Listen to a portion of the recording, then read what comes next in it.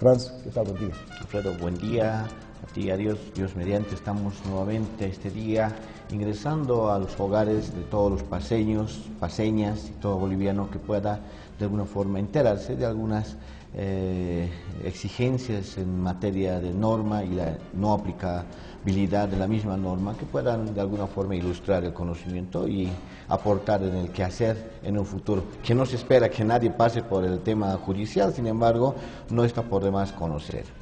Alfredo, tú comentabas algo muy delicado en razón de que se hacen leyes, se hacen proyectos de decretos supremos, se aplican y no se ejecutan. Mira, increíblemente, en la ley 1970 o 1970, que es el Código de Procedimiento Penal, que ha ingresado dentro de un ritual con bombos y platillos, se ha hecho la implementación de un sistema oral, de un sistema ya no para que ingresemos en un congestionamiento con un decreto supremo que venía de un gobierno de facto que ha manejado por más de 10 años el sistema judicial, etcétera.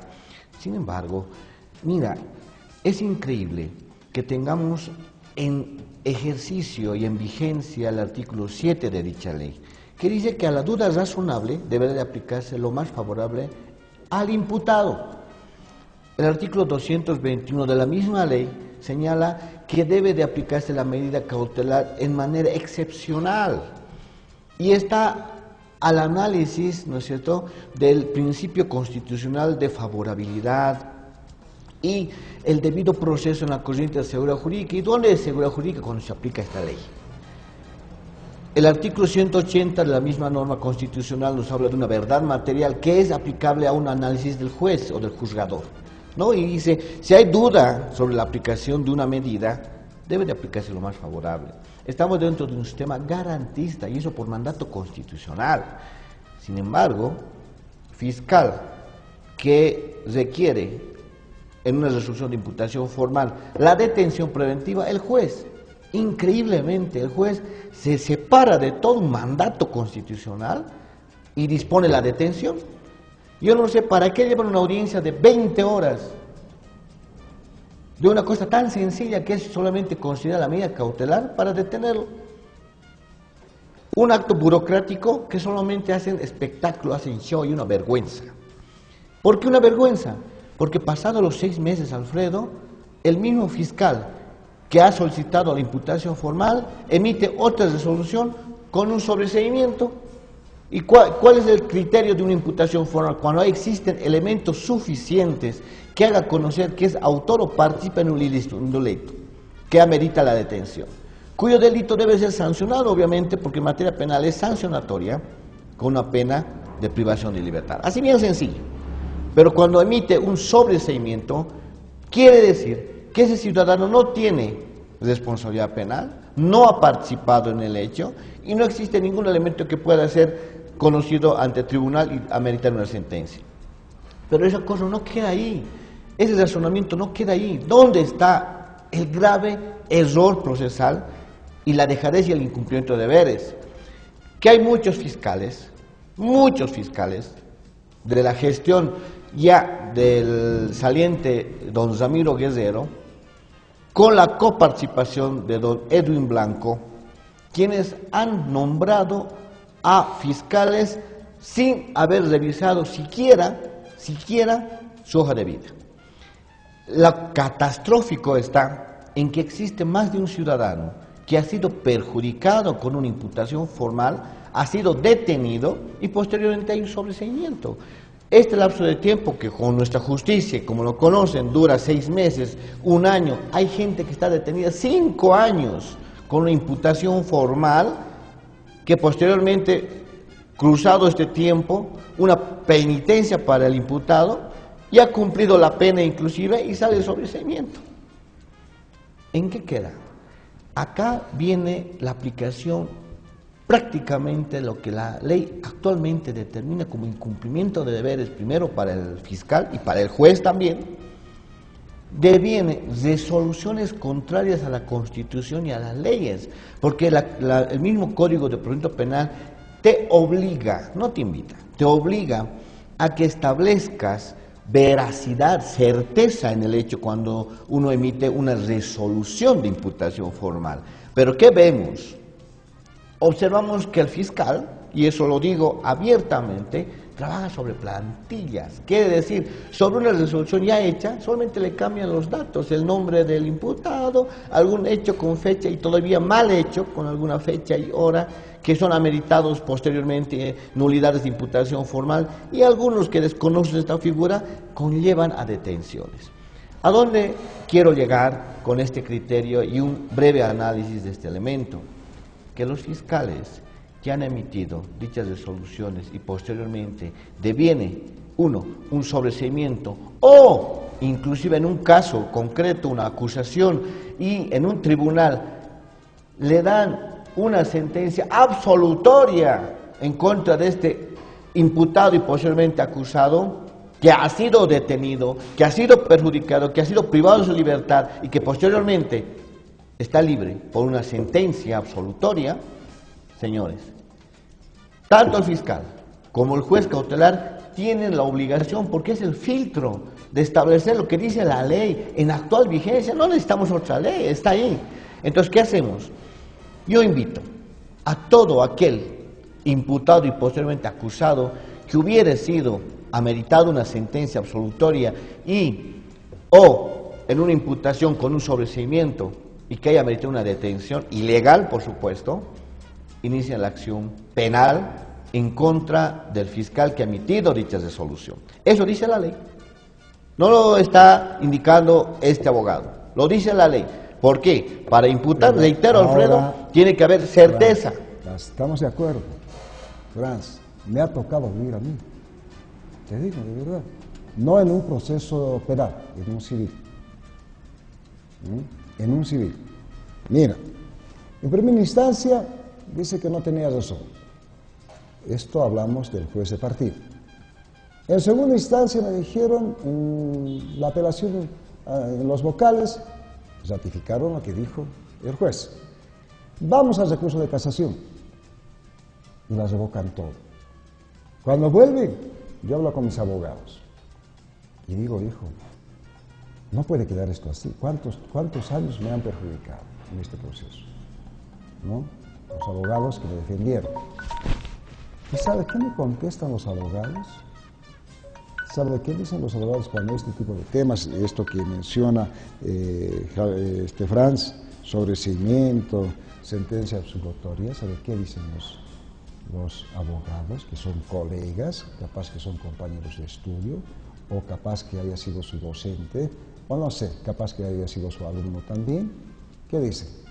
No, lo dejaremos allá nomás. Sí, cierto, es prevaricato, todo esto que dice, seguramente la otra parte ha pagado plata, pero lo dejaremos ahí nomás. ¿Hay abogados que pueden hacer este proceso? Franz, yo te pregunto, pero hablemos desde el punto de vista ético y moral. ¿Habrán todos los abogados que puedan hacer estos procesos, y en este caso penal, si hay un sobreseimiento, iniciarles un proceso penal al fiscal y al juez? Porque el juez ha ordenado la detención de este señor. El fiscal pidió, el juez dice, deténganlo.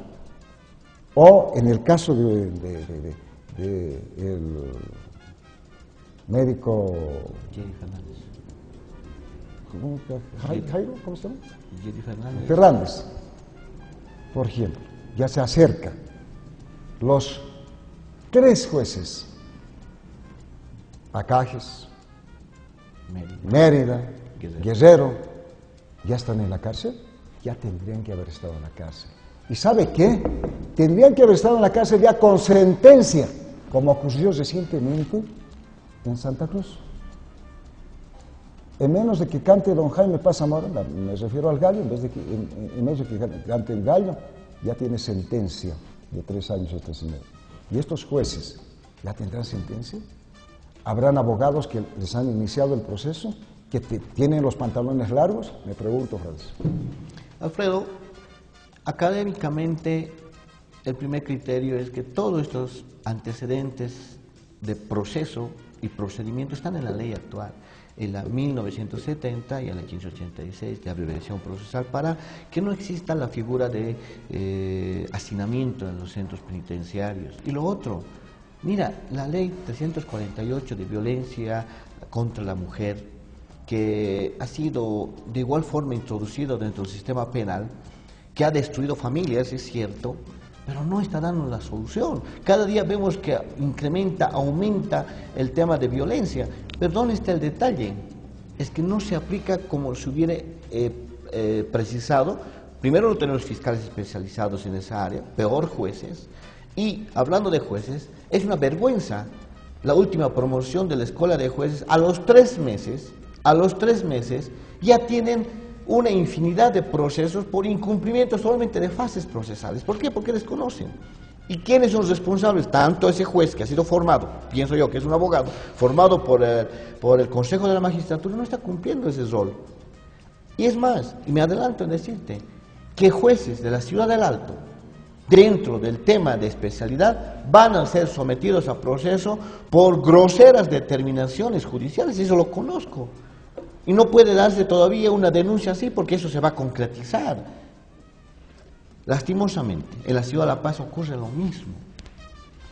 Yo vivo acá, conozco esa realidad, pero también tengo la posibilidad de haber visto los juicios procesales de estos señores que han salido de la Escuela de Jueces a nivel nacional.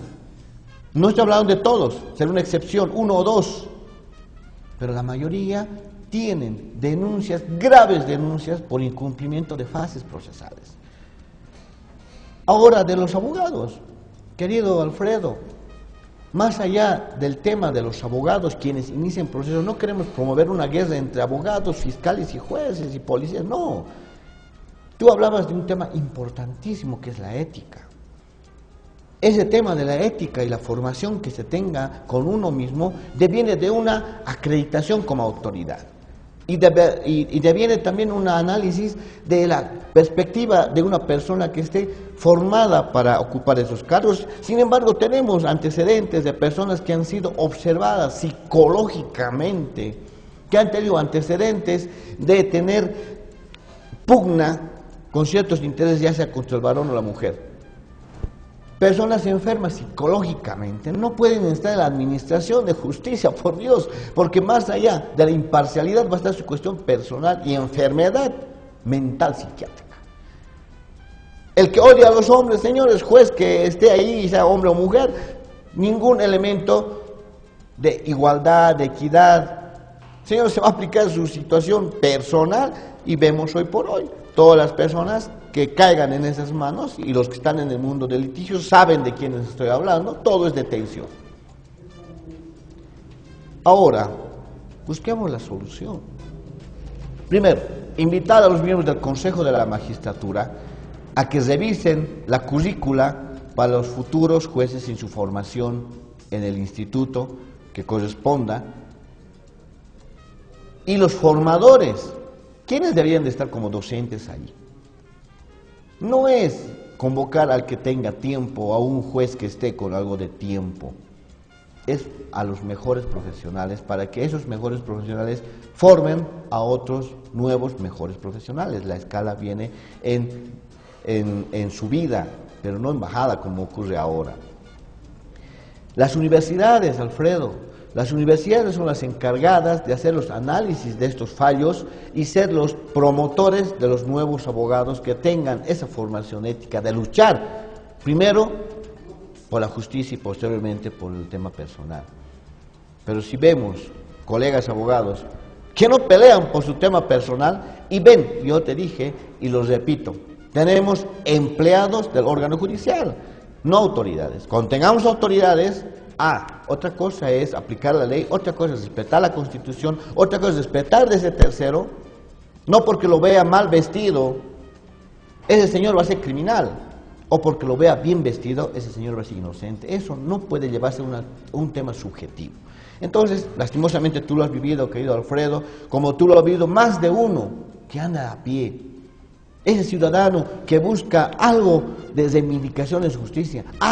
Pero también tenemos ciudadanos y ciudadanas que son pleitómanos. No, para ellos es denunciar fácil, contra jueces, fiscales, policías, pero cuando la situación se pone en un plano de análisis, no lo van a poder probar. Señores, no lo van a poder probar. Este tema, Franz, inclusive en los colegios de abogados, y en el caso particular de La Paz. Yo estuve con un par de casos que he podido advertir denuncias. ¿Qué le dicen en el colegio de abogados? Volvete mañana, volvete pasado, hoy me olvidé, o no ha sido notificado el abogado, o todos los peros habidos y por haber. ¿Y a qué conclusión llegamos? Aunque entre bomberos no se van a pisar la manguera. A ver si un abogado se anima a seguirle un proceso a un vocal o varios vocales, o un juez o varios jueces por prevaricato. No lo hacen.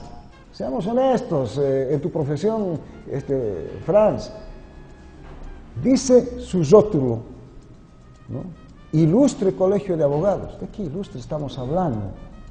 ¿Cuándo van a quitar esa palabrita de ilustre? Colegio de Abogados. ¿De qué ilustre estamos hablando? Lo destrozaron ya. En el pasado sí. Recordar a un Edgar Oblitas Fernández, cierto. Eminencia en Derecho. Eminencia en Justicia, cierto. Presidente de la Corte Suprema de Justicia en aquel tiempo. Pero ¿de qué podemos hablar? ¿De abogados mentirosos? Gran parte de ellos, cualquier cosa, ¿no? En los memoriales, una serie de mentiras. O en una audiencia de conciliación. Ah, no, pues, mi cliente dice es legítimo propietario, legítima propietaria, cuando no tiene un solo documento, ese abogado.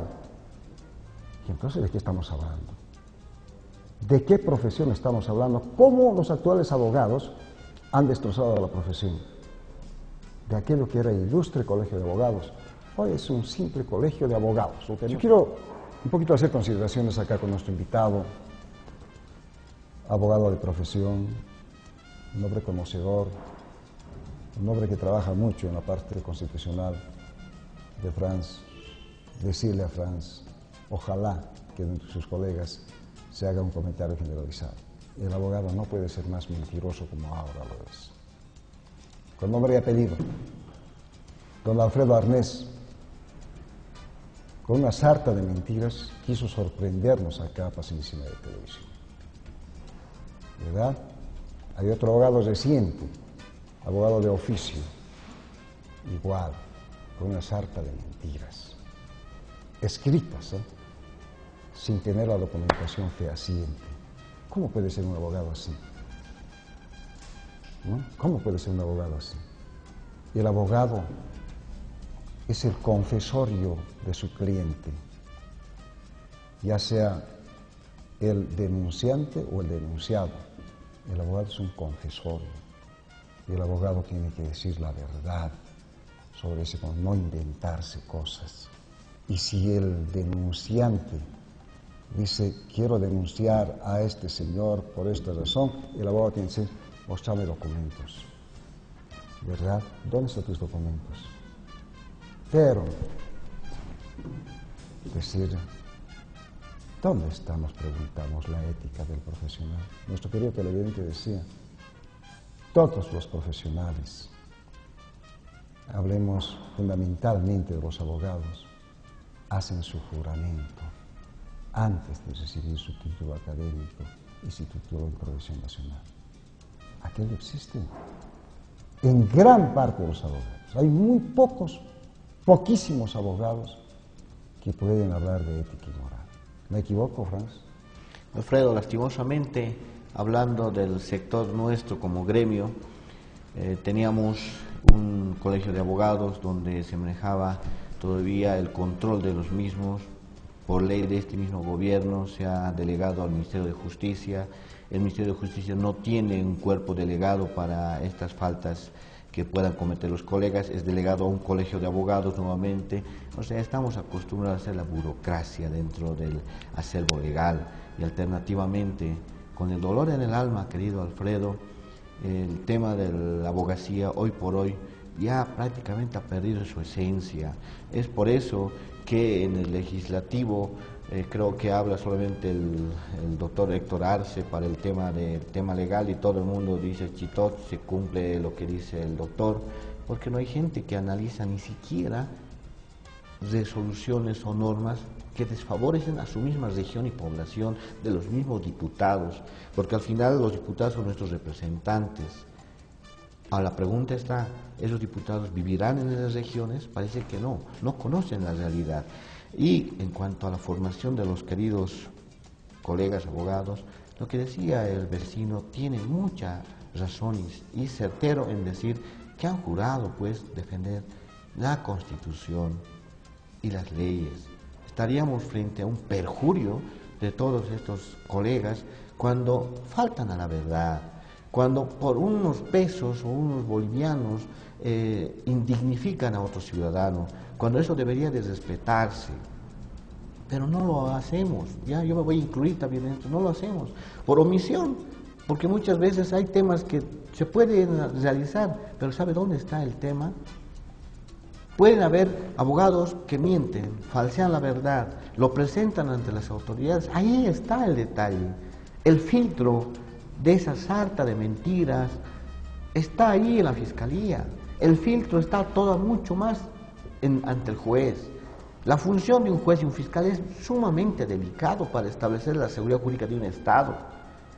Y lo que decía por último el vecino, y un análisis tan sencillo, si nuestras primeras autoridades hacen y deshacen del tema constitucional y invierten una realidad que a todas luces es contrario a lo que ha decidido el boliviano al aprobar una constitución y por referéndum también, ya estamos ingresando en un caos de intereses económicos, en un caos de inseguridad.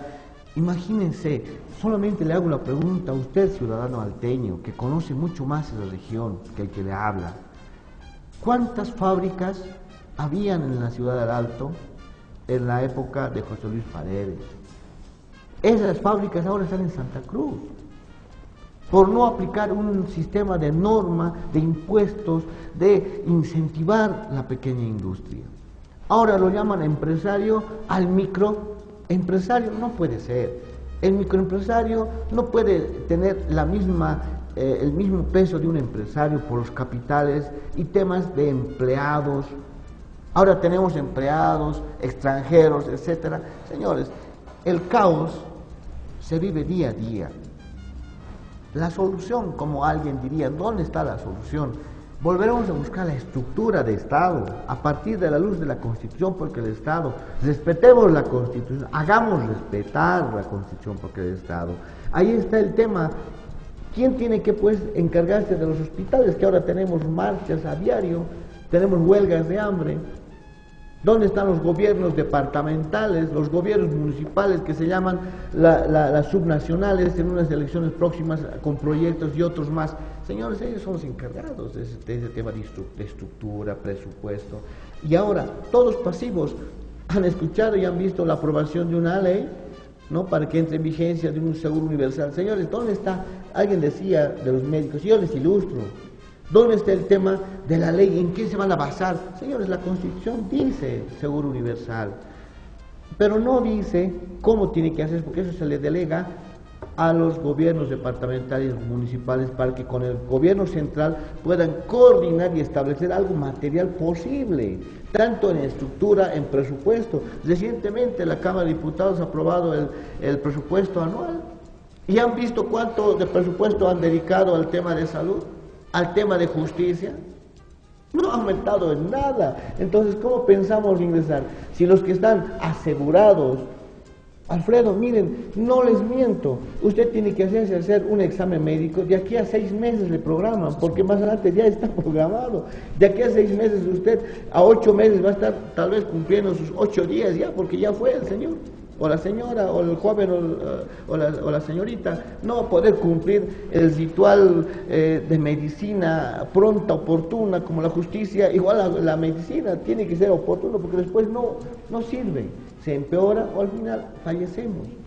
Hay mucha gente que fallece y los médicos están preocupados porque les van a obligar a cumplir algo que materialmente no se puede. No tienen ambientes, no tienen profesionales encargados en especialidad. Entonces, ¿de dónde deviene el problema? El problema deviene de que hacemos leyes sin un sustento fáctico posible, real y aplicable.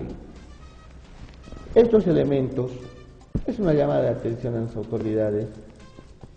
Si bien es demagógico, eso se denota por el tema electoral y todo demás, pero no juguemos con la salud, no juguemos con la justicia. Son dos elementos que van a llevar al caos de esa persona de a pie, de esa persona que no ha tenido esa instrucción de pasar por las universitarias y que acude ante el médico, ante el abogado, a buscar solución.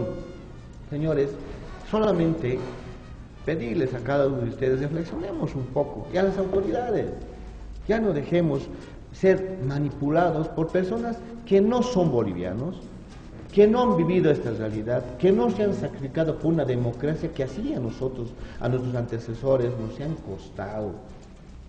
Muchos jóvenes actualmente ya el tema, como lo hacen muchos representantes del gobierno de turno, nos hablan del golpe de Estado, el juicio de García Meza. Señores, el juicio de García Meza, textual y puntual, ha sido llevado en rebeldía.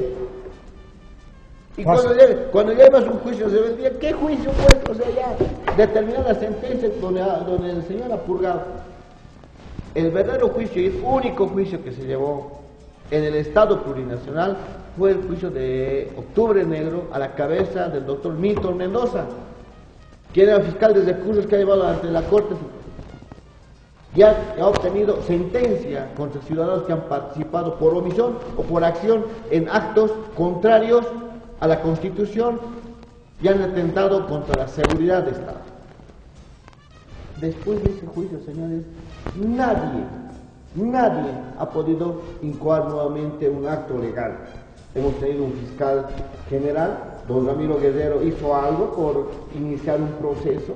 Es más, los ciudadanos de Octubre Negro, las víctimas, han sido engañados con un fallo que posteriormente, si es que todavía le quedan fuerzas al señor Gonzalo Sánchez Lozada, pues va a iniciar un proceso contra ellos. Ahora no sé qué les pedirán, porque estos ciudadanos yo creo que no tienen nada para poder responder, porque en Bolivia se vive verdaderamente una pobreza. Pero ¿dónde está la defensa? ¿Quién debió haber llevado ese juicio? ¿Una ONG acompañó a las víctimas? Debe haber llevado pues el Estado Nacional, debe haber llevado el fiscal general, debe estar ahí los fiscales de recursos acompañando a este juicio, sea civil. ¿Quién ha dicho pues que el fiscal general no tiene competencia para ver el tema internacional? Él tiene competencia, no dice. Ahora, el costo de falta de seguridad jurídica a las víctimas de Octubre, ¿quién les hace justicia? Si usted hablaba, Alfredo, de abogados éticos, yo lo convocaría a todo ese equipo de los fiscales que han llevado ese juicio, recaminen ese juicio responsable, porque ojo, con el tema de Octubre no solamente tenemos el tema de las víctimas, tenemos el Banco Central de Bolivia, tenemos temas millonarios del robo de las arcas del Estado Nacional, tenemos responsabilidades, y dónde y cómo se hace eso, no pues, hay que hacer un juicio contra los que hicieron un juicio contra los enemigos, un proceso interno. Aquí se maneja la justicia a gusto y querer de que tiene el poder. Lastimosamente, es una realidad. Ahora tenemos un fiscal que está en el Ministerio Público increíblemente más de 3 meses de año salario, o enriquecimiento ilícito, señores, son ya prácticamente, me parece, 6 meses y no pueden realizar una imputación. Cuando el mismo señor declara ante la Contraloría que ganaba una millonada de todo el sueldo del fiscal, no puede acumular dicha riqueza en extrema determinación. Hay muchos temas definitivamente que digerir, Franz. El tema, por ejemplo, del proceso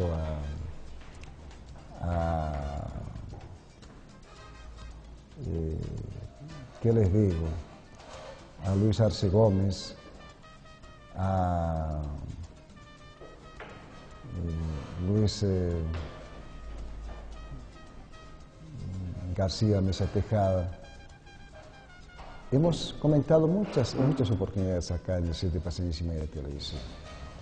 Este juicio, si bien ha llegado con una sentencia de 30 años sin derecho a indulto, es decir, ha sido un juicio sobre un árbol caído.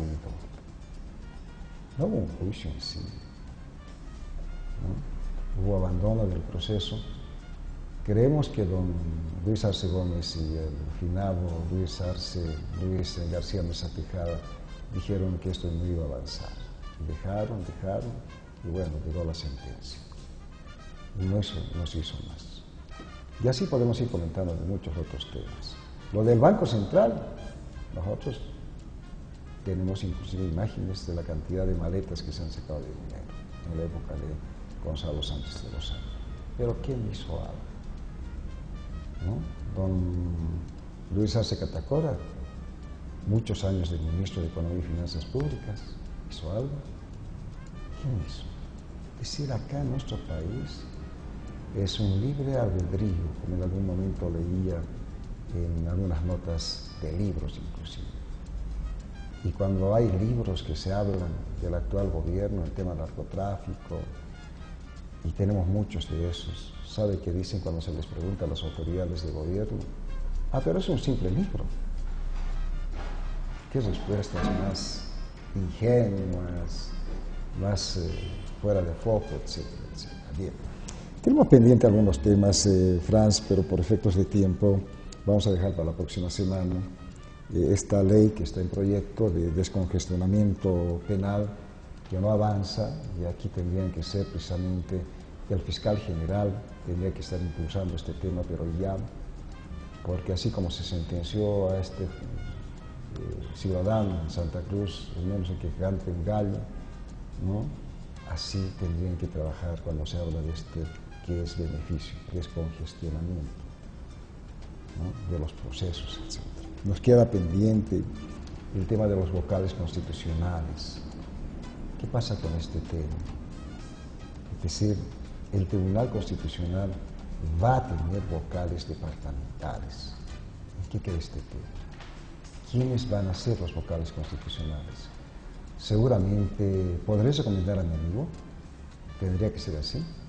¿No será que los preparen a toditos ellos en cursos intensivos realmente por gente entendida en derecho? ¿Será posible? Nos preguntamos, pero vamos a dejar pendiente este tema para la próxima semana, el próximo jueves, para poder hablar de este tema y de otros que están relacionados precisamente en el ámbito jurídico legal. Franz, gracias por estar con nosotros. Alfredo, a ti, a todos los televidentes por haber ingresado por la pantalla chica a sus hogares. Será hasta el próximo jueves donde tengamos la oportunidad de hacer el análisis de los temas pendientes y de los temas de coyuntura. Muchas gracias. En tanto, nos vamos rápidamente a una brevísima pausa. A nuestro retorno hablaremos del Tribunal Supremo Electoral, quien en las últimas horas ha hecho conocer estos dos vocales que son disidentes, por cierto, en la determinación para la habilitación o no del binomio Evo Morales y Álvaro García Linera. Ellos han pedido de que se suspenda las primarias.